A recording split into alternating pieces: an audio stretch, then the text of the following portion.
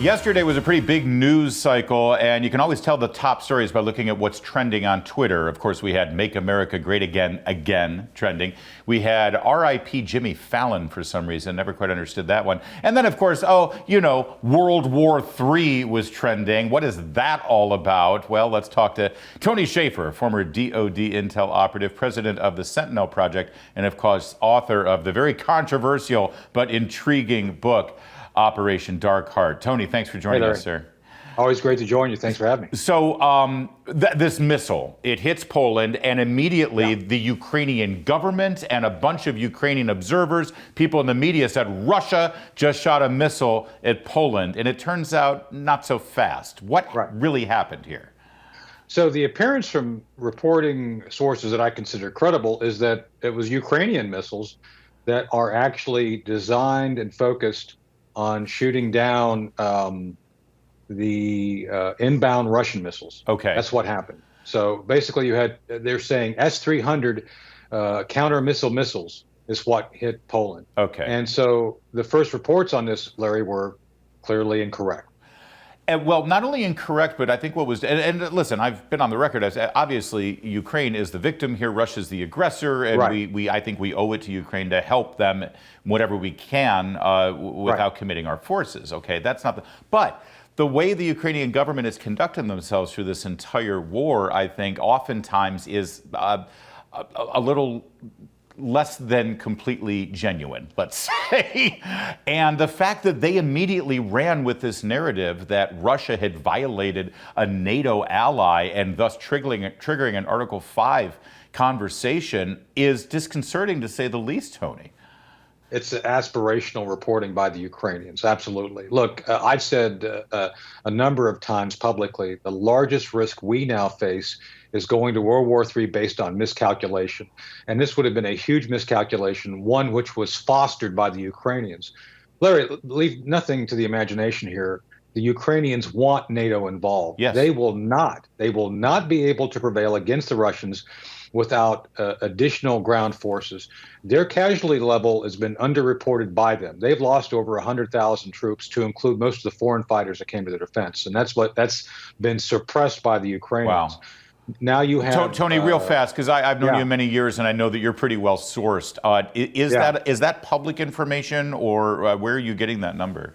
The number it's been provided has been by a number of European sources relating to the blogs and European internal reporting. Okay. If you look carefully, go through, Larry, the basic reporting of casualties, and nobody's willing to report on the ultimate number. But if you just take the smaller numbers that have been reported and add it up, some of the bloggers I follow have said this is about the amount we're looking at. Wow. So I think that we're looking at about 100,000 casualties. And I think, Larry, that's why they're trying to pull NATO into this, because when you're faced with, let's be honest here, 300,000 men in the Soviet, that's a slip, the Russian military that's now building up on the border in Donbass and those areas, you got to do something. And I think the only path forward, look, this has been a good news, bad news for us. The technology that we're giving them, we're seeing it works very well. Bad news, we're depleting it.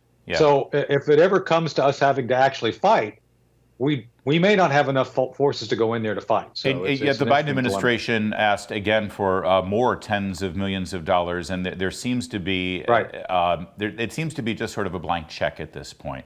Whatever money they ask for, we don't have clear goals in mind. President Biden has said in the past, whatever it takes for Ukraine to win. Well, that's pretty amorphous, because it could take a lot. Do you fear that this is becoming a proxy war, like the good old days of the Cold War? It is. Larry, look, this is one of the things that we need to be reminded of, is that all those logistics stores, the places where things are deployed from, where systems that break in Ukraine or pull back for repair, are all in Poland, and they're all being manned by Americans. I'll be blunt. There is not a single weapon system on the battle space today in Ukraine that we provided them that the Ukrainians can run without U.S. assistance, period. So it's time we get our mind around the fact that we are involved. And this is why I believe we need to have a public debate on this in front of Congress, not only on the issue of how much are we spending and where is it going and how are we accounting for it.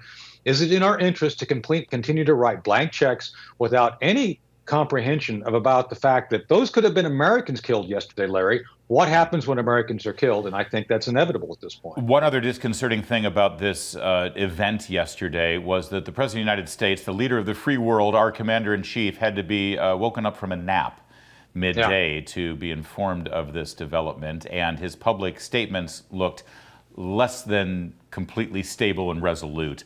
What message is this sending to our allies and even more importantly to Vladimir Putin? It doesn't seem like we have a steady hand at the till. Well, that was the other thing about this, Larry. This event illustrated what I've been saying, is that we have a commander-in-chief who was not adequately prepared mentally or physically. The stamina is just not there. And Putin watched this. Larry, every time we do or do not do something, that's a lesson for the Russians to learn from. Putin saw the incorrect information being put out, so that he learned something there. He saw that Biden is just kind of signing it in. And at a time when we're talking about the potential exchange of nuclear weapons, Biden is just kind of like, yeah, whatever. He did a good show after with all the G7 thing, but that's just it. It was a show.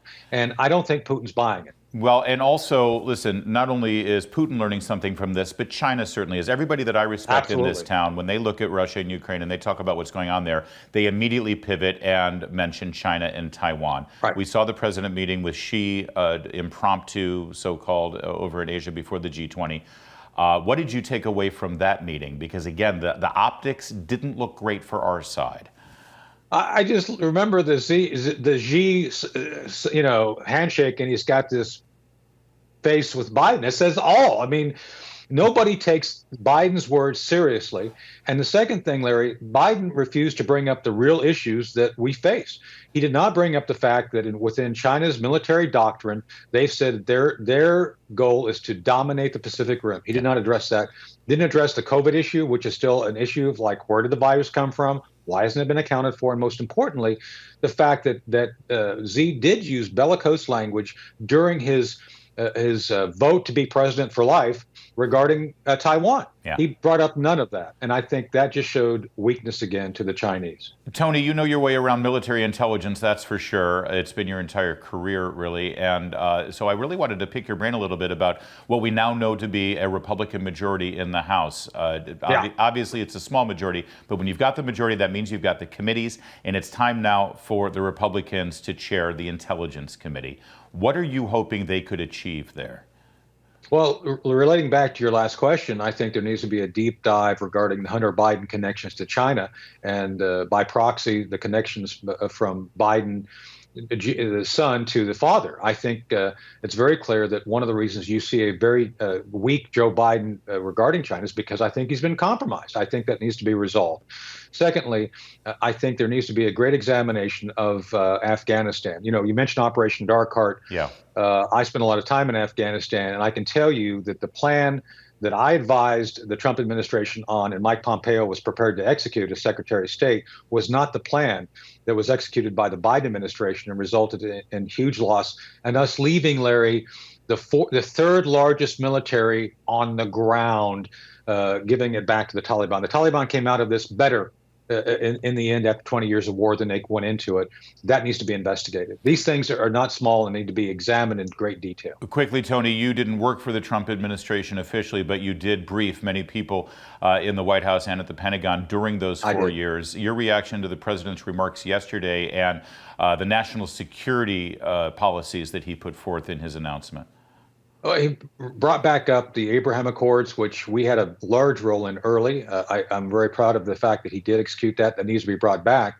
And I still believe, Larry, that there was mistakes made by Trump that he needs to account for. Most prominent is the fact that those propaganda mechanisms in DHS were created under his watch. And so he's got to pick people better, Larry, that are not going to actually create mechanisms to undermine his own ability to remain in office. So I'm just saying there's some things he needs to correct. Yeah. He needs to address his embrace of warp speed and the issues that have come out of the COVID issues. Those are things he needs to look at. So thank you, Tony. Listen, this is a complicated and dangerous world, and as it gets more complicated, we're going to rely on you for some insight. More to come on O'Connor Tonight.